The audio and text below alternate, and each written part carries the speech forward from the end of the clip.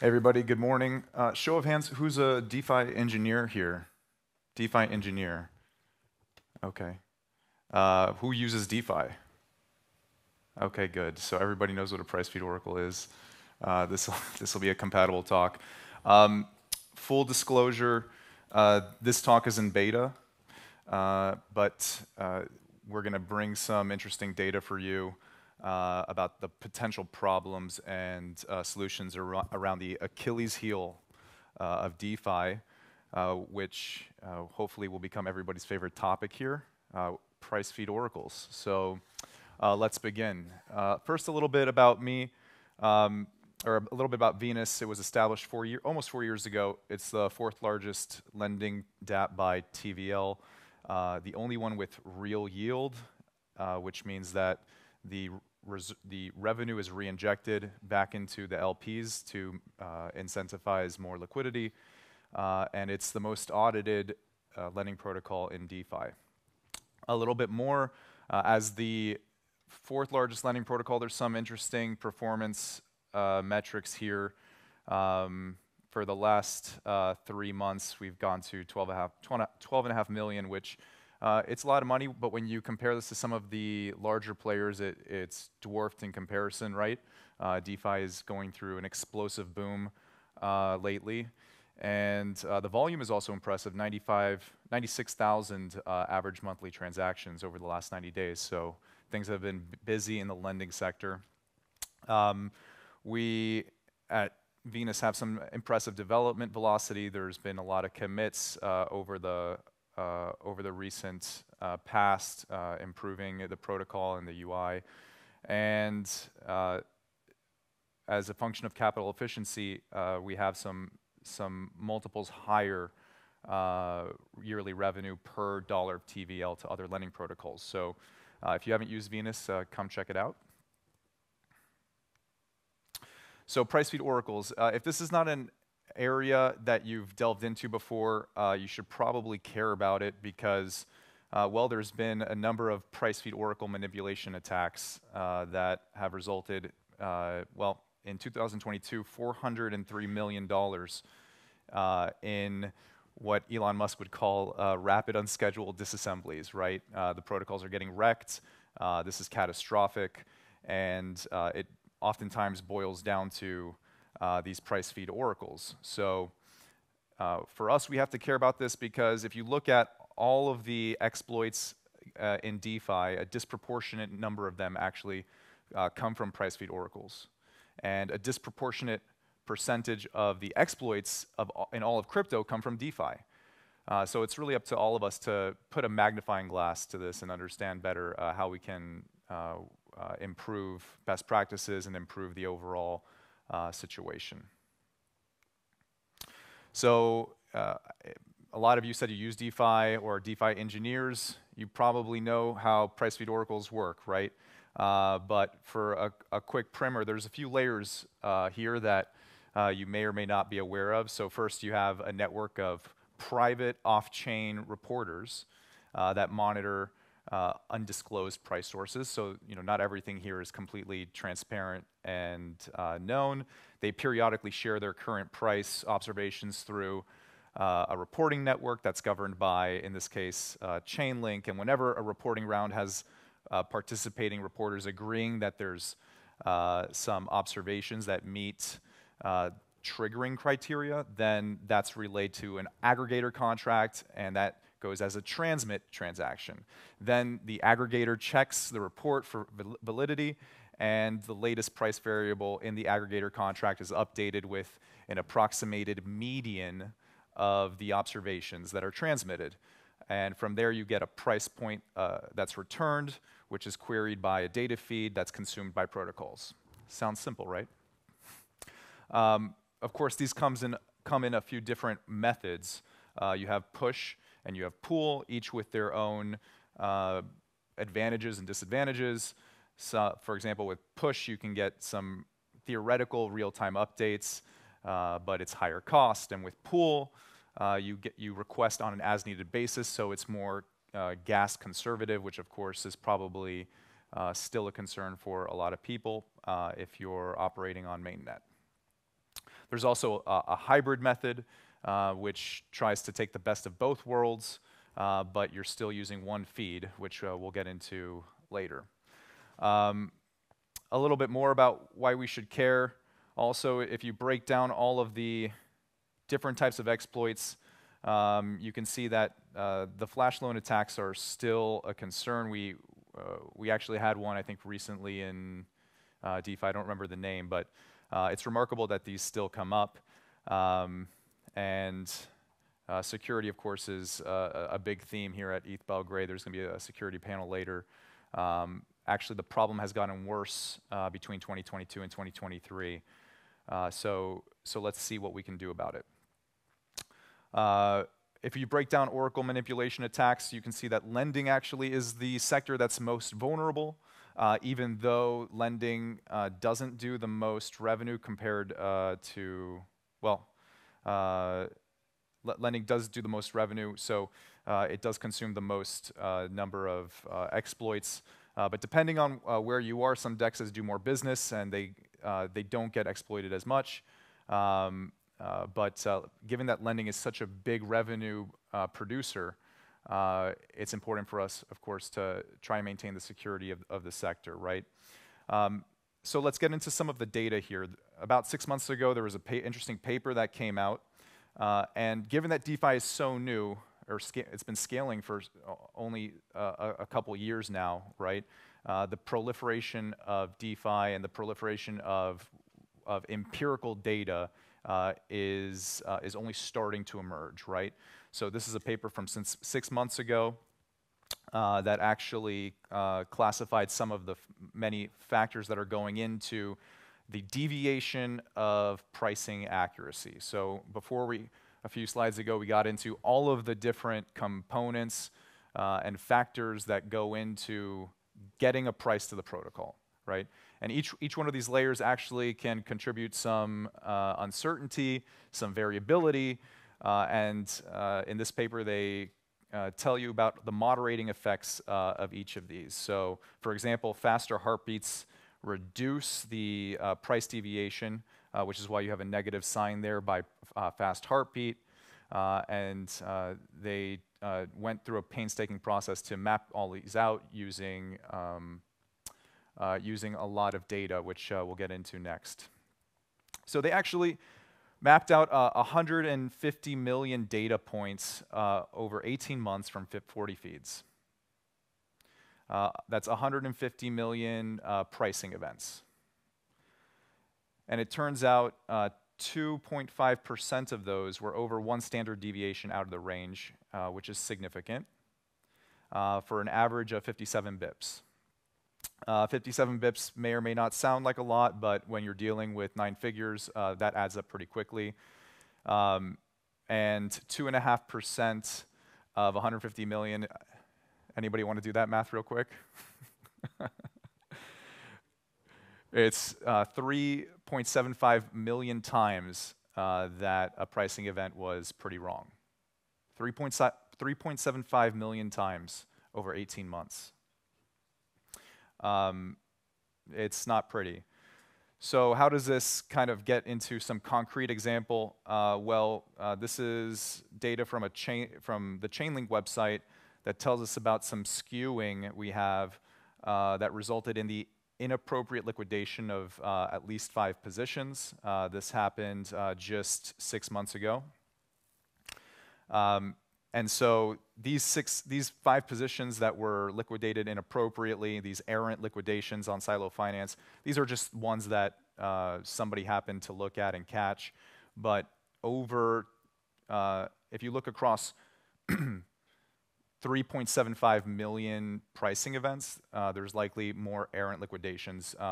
And I'm not sure anybody has looked at that empirically yet, but that will be an interesting area of research to open up when it comes to lending specifically. So we know that you can probably increase the pricing accuracy a little bit with gas costs, right? Because faster heartbeat, more gas, faster heartbeat, a little more accuracy. Some of the other recommendations that came out of this paper deal with other aspects to look at that are out of our control, right? We cannot control market volatility. We cannot control the reporter participation as the consumers, meaning protocols. So some things are in the control, but a lot of things are out of our control. So where does that leave us? Well, their kind of key takeaway was that if a specific oracle is widely adopted, dependency may become a source of systemic risk, right? So the current state of DeFi is that we probably all widely depend on Chainlink. We're taking this as a given, but perhaps it's time to diversify and look elsewhere and include more sources, right? So what does the landscape of oracles look like? Some of you may have heard about some of these. Some of them are less adopted in DeFi. This is probably an incomplete list. As I said, this talk is in beta. But at Venus, we're using Chainlink, of course, which is kind of mandatory now, given that they're the early entrant and first mover to really get wide adoption. But we've also added support for some others. So we use Redstone Oracle as well, which, how many people have heard of Redstone out of curiosity? Great. Yeah, they're everywhere lately. We consume Binance Oracle, which would be the analog of Coinbase Oracle, which is also an offering. So there's others that aren't in this list, and I think we should expect this list to grow as DeFi continues to proliferate, of course. More oracles are better. We should have more competition in this field instead of all relying on one provider. So this talk is a little bit about some of the solutions we came up at Venus to address this big problem called the Resilient Oracle. You can read about it line by line in our V4 paper, which was released last year, and we talk about a lot of the other improvements that we brought to Venus, and that include 3 specific improvements when it comes to the Resilient Oracle. So one is multi-oracle support. So the philosophy is that it's better to have more than one oracle behind each asset on the lending protocol. Sense checking, so a mechanism to understand, is the price you're getting valid, right? Probably a good thing to have if we know that 3.75 million times over 18 months, it's probably not a valid price, and a fallback. So what do you do if that price is bad? What happens next, right? Because the business has to continue in DeFi. Can't just stop.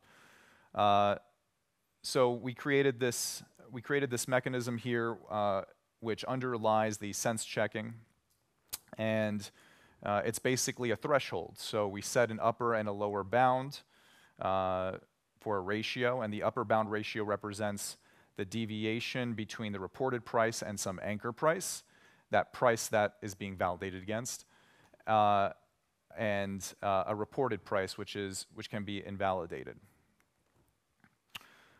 There's some logic to this that you can visualize then. So with a second oracle in play, because we're now can use a total of 3 oracles in this system, you can validate with a third oracle as a fallback if you have this threshold that's guiding the selection of pricing whenever a critical deviation is detected, which, as we've seen, can happen pretty frequently. So this can happen a lot in the future, maybe with liquid staking tokens, because we just assume a one-to-one price right now with correlated ETH assets like staked ETH, right? As we saw before, there was a deviation in the price that can result in errant liquidations. So in some circumstances, it's good to switch the pricing oracle that you're deriving the quotes from rather than always assuming one-to-one. And this is some of the flexibility that you can get from a resilient type setup. LSTs, of course, are one of the fastest growing narratives in crypto and represent like 70% of the revenue of lending protocols. Since we added support for Redstone, we actually started to look at what's going on if we compare the coverage of the pricing block by block. And it turns out that we found between 4 blocks, Chainlink stopped serving data, but there was coverage from Redstone and Binance Oracle. So the bottom line is that having multiple oracles improves your resilience and price delivery. And if you have multiple oracles when things like this happen, you'll continue to get price reliability block by block. It's also worth noting we probably don't have much monitoring in place for this across DeFi. If you're a DeFi engineer, if you work on a protocol, it's uncertain if you're taking logs or looking at how many times you're missing a price block by block. And when transaction volume is high, as it seems to be in this cycle, that could be really important, right? So some key takeaways. We've had tremendous lossage from Oracle manipulation attacks, and we need some robust Oracle systems. Having one Oracle is probably not adequate, and we can probably address this problem in part by having some resiliency. So we identified that 2.5% of the time, you're getting really invalid pricing, and relying on one Oracle across all of DeFi could be a source of some systemic risk. At Venus, we figured out a way to introduce multiple oracles on every one of our assets, and we're hoping that over time this can diminish the likelihood of bad errant liquidations or inappropriate liquidations. Because right now, if you're using a lending protocol, it's really unclear if you fall victim to one of these errant liquidations, right?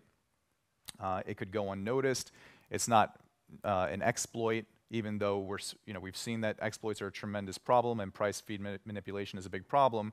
It remains to be seen how much bad liquidations are contributing to the overall problem. So something that needs a lot more research and that we may want to unpack in future versions of this talk. If you want to talk more, you can scan this QR code, follow me on Twitter, and happy to keep the conversation going. Hope you guys found this interesting. Thanks. Give it up for Brad. We have time for one question, so feel free, if there's a question in the audience, feel free to raise your hand. Don't be shy. Okay then. Oh, there we go.